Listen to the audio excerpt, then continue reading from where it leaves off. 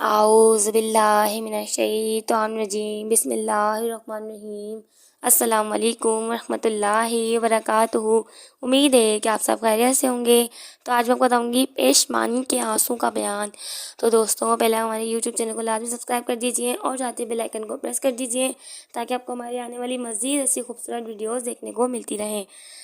حضرت حبیب اجمیر رحمۃ اللہ علیہ اللہ تعالیٰ کے حضور توبہ کرنے سے قبل بہت زیادہ مالدار تھے۔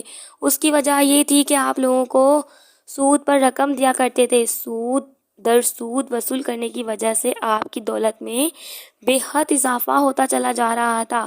ایک مرتبہ کا ذکر ہے کہ آپ ایک مقروض کے گھر میں گئے تاکہ اس سے سود کی رقم وصول کریں۔ اس وقت وہ شخص اپنے گھر پر موجود نہ تھا، البتہ اس کی بیوی گھر میں موجود تھی۔ آپ نے اس سے سود کی رقم کا تقاضا کیا اور کہا کہ اس وقت تک میں ہرگز یہاں سے نہیں جاؤں گا جب تک سود وصول نہ کر لوں۔ اس عورت نے کہا کہ اس کا خاوند گھر پر موجود نہیں ہے اور گھر میں صرف ایک بکری ہی تھی، اس کو بھی آج چند مہمانوں اور بچوں کو کھلانے کی غرض سے ذبح کر دیا ہے۔ اگر تم مناسب سمجھو تو بکری کے سری پائے موجود ہیں، میں تمہیں وہ دے دوں۔ حضرت حبیب اجمیر رحمۃ اللہ علیہ نہایت لالچی اور سخت گیر قسم کے تھے، اس لیے اس عورت سے بکری کے سری پائے لیے اور ان کو اٹھا کر اپنے گھر چلے آئے۔ گھر پہنچ کر آپ نے اپنی بیوی سے کہا کہ ان کو بھون کر تیار کرو۔ بیوی نے جواب دیا کہ آج تو گھر میں ذرا سا بھی ایندھن موجود نہیں ہے، سری پائے کیسے تیار کروں؟ جناب حضرت حبیب اجمیر رحمۃ اللہ علیہ کو ایک دم یاد آیا کہ ایک لکڑہارا بھی اپنا مقروض ہے۔ چنانچہ اسی وقت اٹھے اور سیدھے لکڑہارے کے گھر پہنچے۔ اس سے سود میں لکڑیاں لی اور لا کر بیوی کے حوالے کرنے کے بعد کہنے لگے کہ ایک نان بھائی میرا مقروض ہے، میں اس سے جا کر پکی پکائی روٹیاں بھی لے آتا ہوں، تم اتنی دیر میں سالن تیار کر لو۔ آپ کے جانے کے بعد آپ کی بیوی نے سری پائے پکانے کے لیے ہنڈیا چولہے پر رکھی۔ جب سالن تیار ہو گیا تو ایک برتن میں ڈال لیا۔ اس اثنا میں باہر سے کسی فقیر نے صدا لگائی، یعنی آواز لگائی کہ کچھ کھانے کے لیے دو۔ حضرت حبیب اجمیر کو بیوی نے فقیر سے کہا کہ تم تھوڑی دیر یہاں پر ٹھہرو، ابھی میرا خاوند آتا ہے، تمہیں روٹی اور سالن مل جائے گا۔ فقیر نے سنا تو وہ نا امید ہو کر آگے بڑھ گیا۔ حضرت حبیب اجمیر رحمۃ اللہ علیہ کی بیوی نے تھوڑی دیر کے بعد برتن میں چمچ ہلایا تو وہ یہ دیکھ کر بہت حیران ہوئی کہ برتن میں شوربے کی بجائے خون تیر رہا ہے۔ جب حضرت حبیب اجمیر نان بھائی سے سود کے بدلے میں روٹیاں لے کر گھر واپس آئے تو آپ کی بیوی نے روتے ہوئے کہا کہ تمہارے برے کاموں کی وجہ سے آج یہ عجیب معاملہ پیش آیا کہ سری پائے کا شوربہ خون بن گیا ہے۔ یہ سن کر حضرت حبیب اجمیر بہت حیران ہوئے۔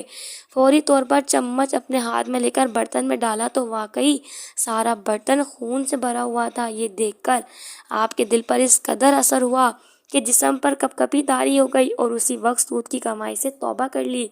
اس کے بعد جب آپ رات کو سوئے تو ساری رات نیند نہیں آئی، بستر پر کروٹیں بدلتے رہے۔ رات گزر گئی، آپ کو بہت ہی بے چینی محسوس ہو رہی تھی۔ صبح ہوتے ہی آپ نے ارادہ کیا کہ اپنے قرض داروں سے صرف اصل رقم لوں گا اور ہرگز سود کا مطالبہ نہیں کروں گا۔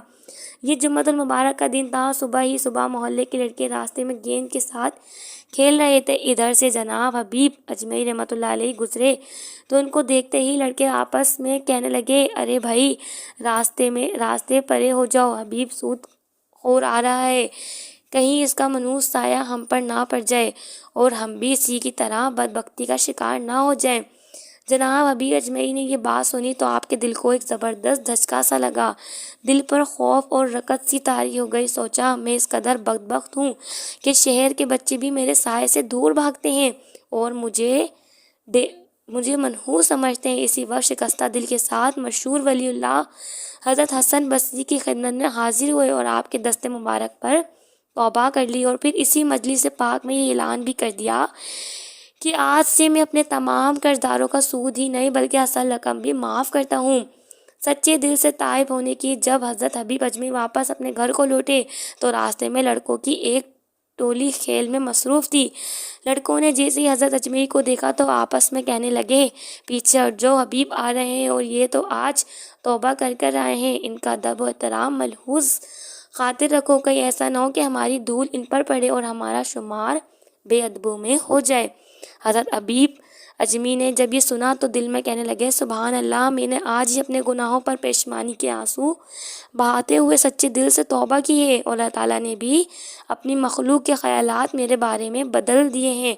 جب آپ اپنے گھر پہنچے تو تمام قرض داروں کو بلایا اور سب کو قرضہ معاف کرنے کا تحریری طور پر کاغذ دے دیا، پھر اپنے گھر کی تمام چیزیں اللہ تعالیٰ کی راہ میں تقسیم کر دی، حتیٰ کہ آپ کے اور آپ کی بیوی کے پاس وہ کپڑے رہ گئے تھے جو صرف پہنے ہوئے تھے۔ اس کے بعد اپنی تمام زندگی دریائے فرات کے کنارے خجر میں اللہ تعالیٰ کی عبادت کرتے ہوئے گزار دی۔